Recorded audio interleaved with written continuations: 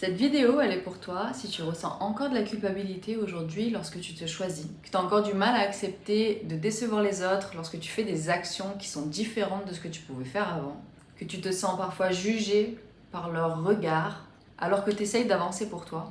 Tu te demandes même si tu as la capacité de le faire, ou te demander encore plus si tu es prête à vivre le fait de te sentir rejeté par les autres. Ce qui t'amène souvent à revenir sur tes décisions avec toi-même, simplement pour éviter la déception avec les autres. Alors si ça te parle, reste bien ici parce que cette vidéo, elle est pour toi.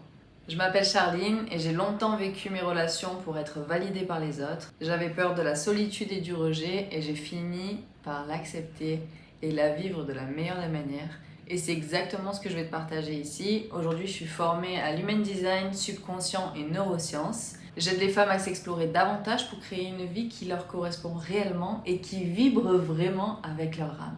Et pour moi, cette peur-là, le fait de ne pas accepter de décevoir les autres, je l'ai remarqué parce que j'anticipais les potentiels conflits et je les évitais.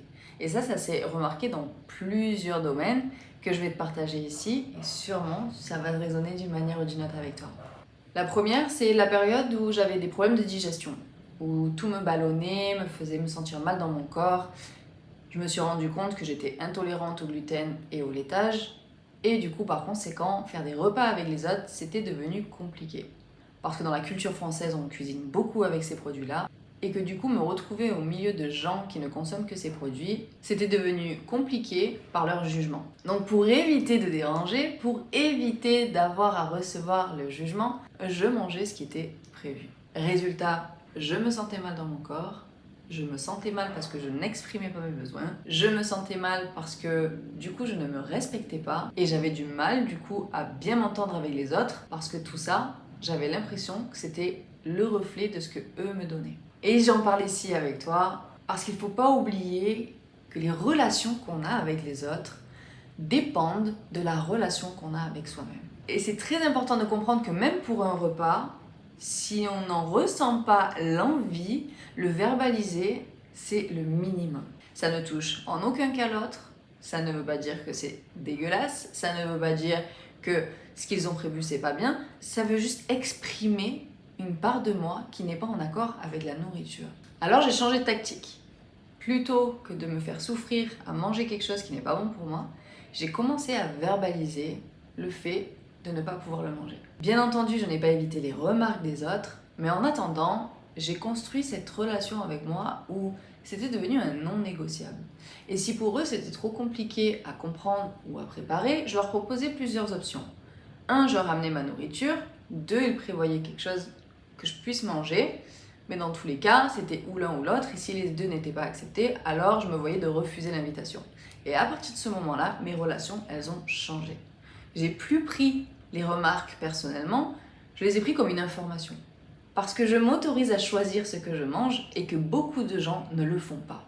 Beaucoup de gens mangent en fonction de ce que leur culture, leurs parents leur ont inculqué et non pas en fonction de ce qu'ils ressentent. Alors j'ai vraiment lâché prise sur ce qui est dit, mais en tout cas, je suis restée focalisée sur ce qui est OK pour moi. Et ça a changé beaucoup de choses dans ma tête et forcément, ça a beaucoup apaisé mes relations. Et si ton objectif, c'est de sortir des schémas que tu répètes inconsciemment et de te sentir en paix finalement dans la vie que tu es en train de créer, abonne-toi parce que c'est exactement ce que je partage ici. Pour la deuxième, on va parler d'engagement dans les soirées. J'avais tendance à m'engager pour des anniversaires, pour des soirées, entre amis, pour des jours de l'an. Et arrivé sur le moment, pas du tout envie de le vivre. Pas du tout envie d'être en lien avec les gens, pas du tout envie de ce qui était prévu. J'avais envie de changement, j'avais envie d'autre chose. Et exprimer ça à mon compagnon à l'époque, c'était compliqué. Et ce qui était surtout compliqué pour moi, c'était de vivre le conflit. Alors même si je l'exprimais, je revenais toujours sur ma décision pour éviter de vivre des dramas.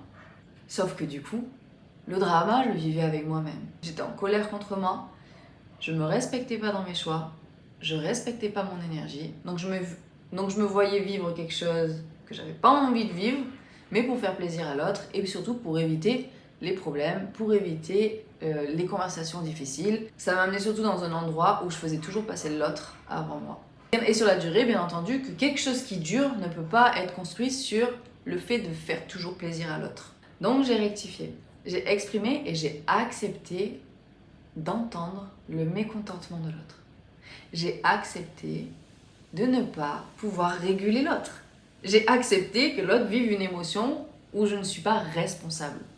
Et ça a été vraiment ma plus belle prise de conscience dans mes relations émotionnellement, parce que j'ai longtemps cru que je devais être celle qui régule. J'ai longtemps cru que je devais être celle qui comprend les émotions, qui les exprime et qui du coup, par conséquent, améliore la situation. Or, je peux faire ma part du travail, exprimer, verbaliser, créer un espace avec l'autre pour pouvoir accueillir, mais je ne peux pas faire la part de l'autre. Et je t'invite à ne pas faire la part de l'autre, parce que tu seras toujours celle qui dépend de la régulation du duo. Que ce soit dans ton couple, dans tes relations, avec tes enfants, peu importe. Mais ne fais pas dépendre l'autre de toi pour pouvoir se sentir bien. S'il a une émotion qu'il doit traverser, alors autorise-les à les traverser. Et plus tu vas accepter le fait de t'asseoir à côté de quelqu'un qui vit une émotion qui est désagréable, plus ça va devenir facile pour toi de la vivre. La troisième, on va parler d'être celle qui propose toujours pour ses amis. Et j'ai vraiment été celle qui appelle, celle qui organise, qui vraiment invite les autres à toujours passer du temps avec. Mais en retour, je l'ai rarement eu. Et avant, je ne m'en rendais pas compte parce que j'étais capable de donner mon 100% dans les relations. Mais aujourd'hui, j'ai compris une chose hyper importante. Déjà, de 1, ça me drainait. De 2, j'étais toujours l'overgiver. Et autant on n'aime pas ceux qui donnent pas du tout, mais ceux qui sont toujours présents et qui ne manquent pas, finalement c'est la même chose. Alors j'avais cette tendance à être beaucoup présente avec les autres. Et finalement, dès que j'arrivais à ce moment de non-retour, je pouvais disparaître et la personne sortir de ma vie. Et je dis pas que c'est sain, attention, loin de là, ça ne l'est pas, puisque sans communication, comment l'autre peut avancer avec nous? Comment l'autre peut comprendre la manière dont il peut jouer son rôle dans notre relation? Et finalement, j'ai compris que là aussi, je devais accepter de verbaliser mes ressentis désagréables, inconfortables, avec des personnes sans savoir comment ils allaient réellement réagir, sans savoir comment en fait leurs émotions elles allaient être, sans savoir comment ils allaient le prendre personnellement ou pas personnellement. Et j'ai accepté de lâcher prise sur le outcome, sur la manière dont ça va se présenter. J'ai focalisé sur la manière dont moi j'allais le verbaliser. C'est quoi mon intention lorsque je vais voir une personne et que je lui dis « Écoute, c'est pas ok pour moi cette situation. Écoute, je suis pas du tout en accord dans la manière dont notre relation elle est en train de se dérouler en ce moment. » Mais jamais en pointant l'autre du doigt. Et plus je me suis autorisée à verbaliser ça, bien entendu qu'il y a des choses qui ne font pas plaisir, mais en attendant, c'est ce qui a permis aux autres de comprendre que pour avoir une relation, il y avait besoin de s'investir également. Et ce qui est naturel pour l'humain, c'est que s'il a envie de faire partie de ta vie, il va trouver le moyen. Et c'est à ce moment-là que toi, tu vas commencer à te dire « Ok, qu'est-ce que je me suis jamais autorisée à recevoir et que j'ai envie de commencer à verbaliser avec les autres ?» Parce qu'au lieu de m'intéresser trop à la déception que je pourrais avoir chez l'autre, si je regardais un peu plus comment moi je suis déçue par rapport aux autres. Ok, et avant d'arriver au stade d'être déçue par rapport aux autres, comment est-ce que je peux verbaliser ça avec les autres de manière à ce qu'on régule automatiquement ensemble nos relations? Et à partir du moment où on rentre dans ce système de régulation en duo ou en trio ou je ne sais quoi, mais du moment où on est plusieurs actifs dans la régulation, il n'y a plus cet espace où je me sens drainée par mes relations. Il n'y a plus cet espace où je sens qu'il y a cet espace où one side, donc il n'y a qu'un endroit qui donne et l'autre il reçoit. Et c'est que je commence à réguler autant ce que je donne que ce que je reçois. Et ça, on peut le faire uniquement en verbalisant les choses avec l'autre. On peut le faire uniquement en acceptant de verbaliser les choses qui sont inconfortables pour nous.